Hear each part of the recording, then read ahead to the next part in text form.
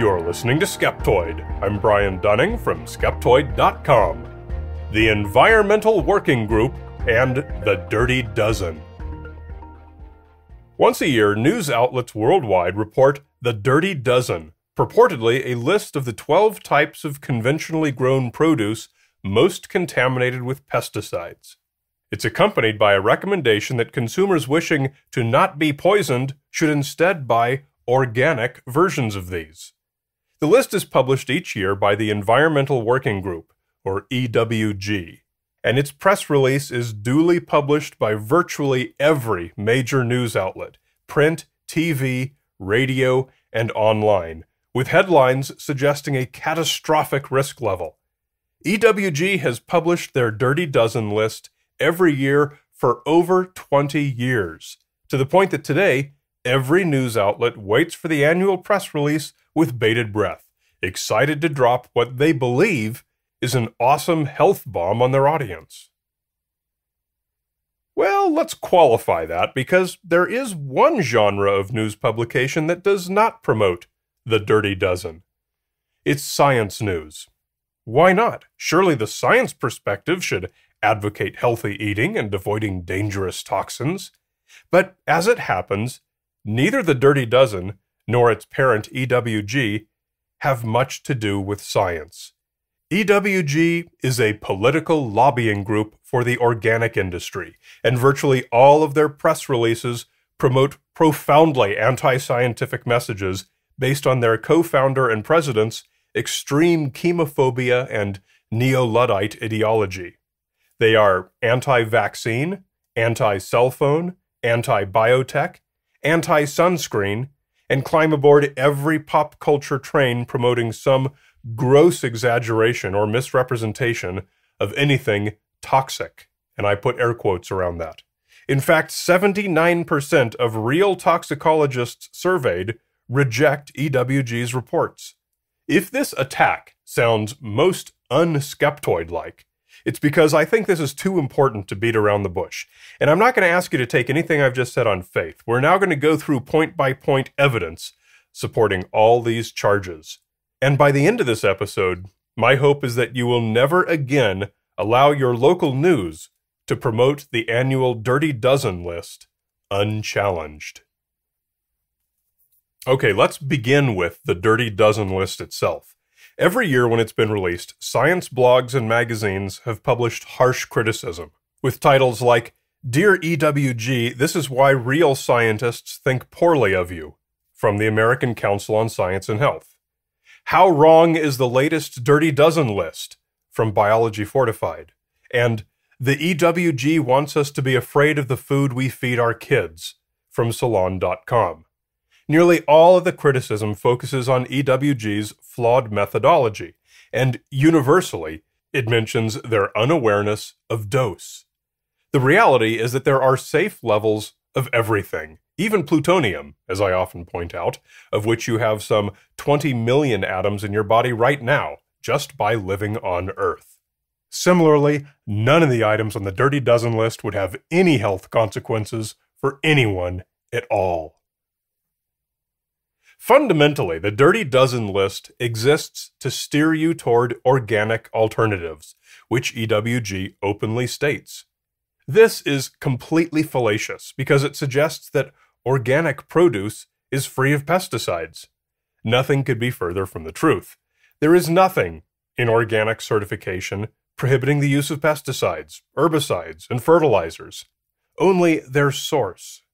Organic crops require the same chemical applications as conventional crops, and substantially more chemicals than genetically modified crops, as those are naturally resistant to the pests for which organic crops require large applications of pesticides. But you'll never hear this from the EWG. They rely on the mistaken belief many consumers have that organic crops are grown without chemicals. A much better alternative to the Dirty Dozen is the Pesticide Data Program, where the U.S. Department of Agriculture publishes the raw data of real tests of produce. And the data isn't exactly presented in a user-friendly manner, but it's downloadable, and scientists like Steve Savage have done the analysis for you. Bottom line, pesticide detections that are of any level of concern are virtually non-existent. In 99% of samples tested, there are no detections at all. In that remaining 1%, 99% were less than a tenth the EPA's tolerance level, and half were less than 100th the tolerance level. In all, only 0.67% of samples were at or above the tolerance level, and not a single sample was at a level deemed to be harmful.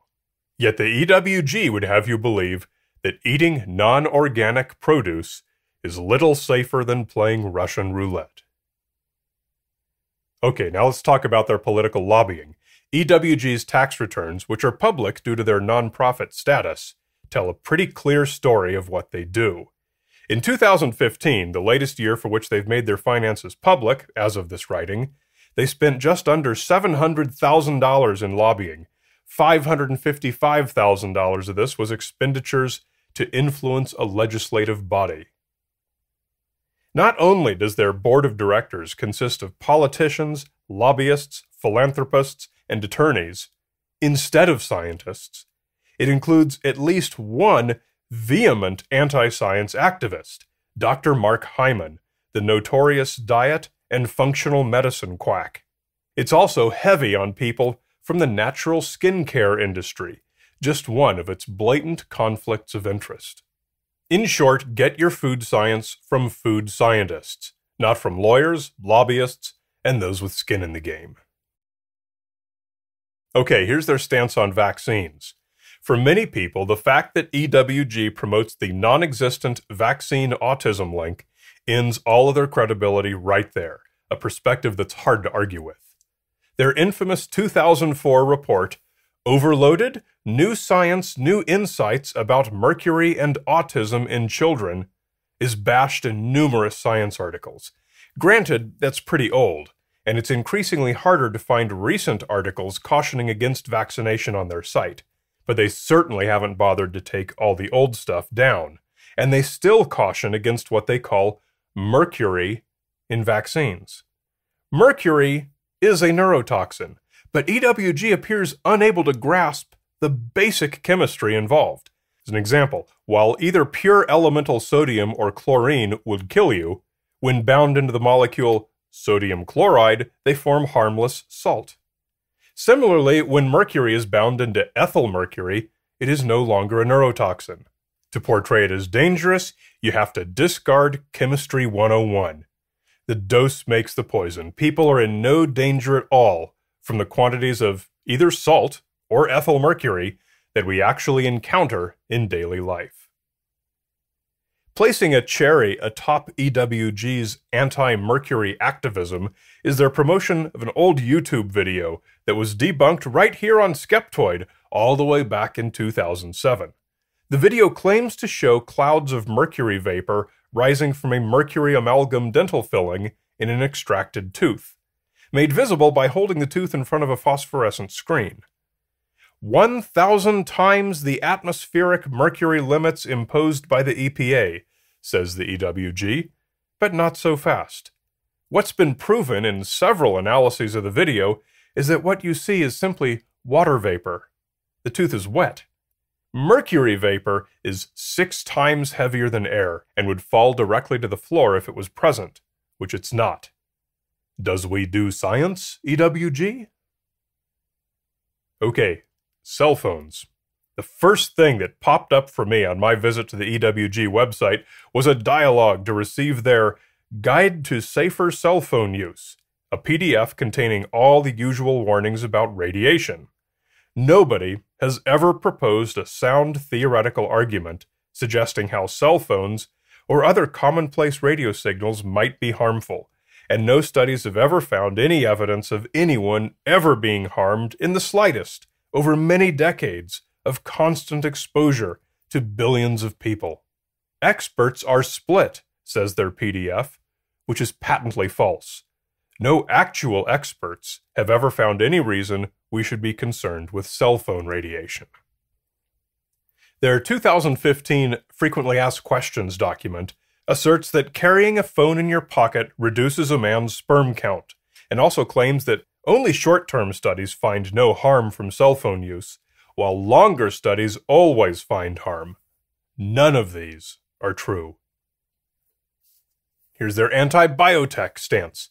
A search on their website for GMO returns countless articles warning the dangers of genetically engineered crops, dangers which have never been discovered to exist, nor plausibly theorized.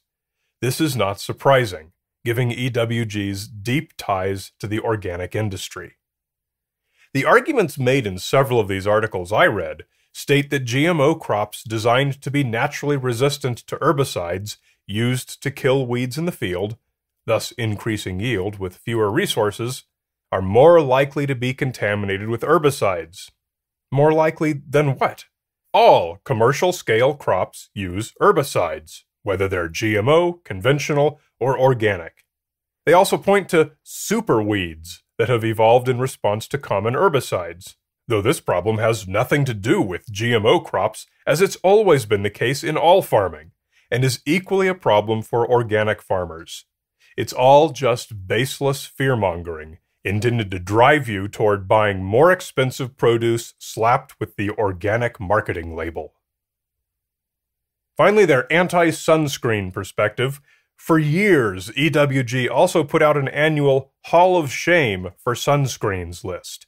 Today they've softened it up by calling it Sunscreen 101. Sunscreen is super important, as skin cancer can be deadly and is common worldwide. The Skin Cancer Foundation says sunscreen reduces your chance of getting it. Yet EWG tells you to use it only as a, quote, last resort. They warn against virtually every common sunscreen, pointing to their active ingredients as being poisonous. And unfortunately, there are parents who avoid putting sunscreen on their children because of such unfounded claims.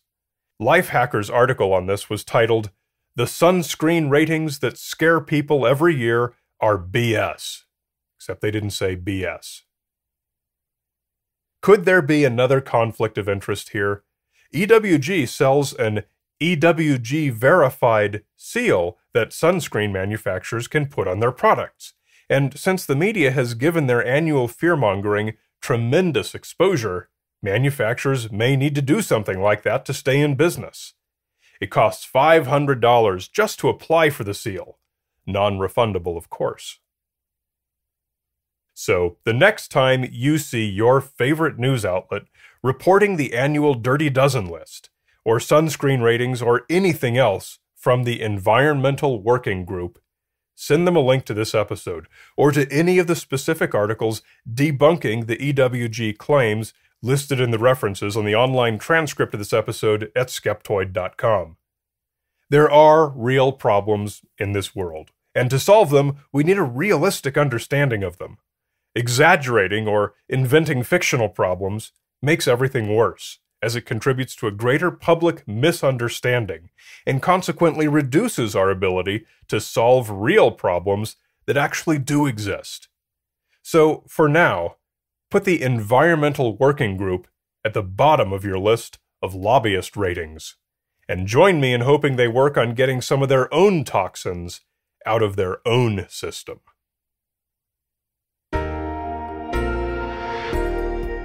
It's going to be a busy year for us here at Skeptoid Media, and for me personally, traveling around doing live events and trying to coordinate film production with some local events wherever we're traveling.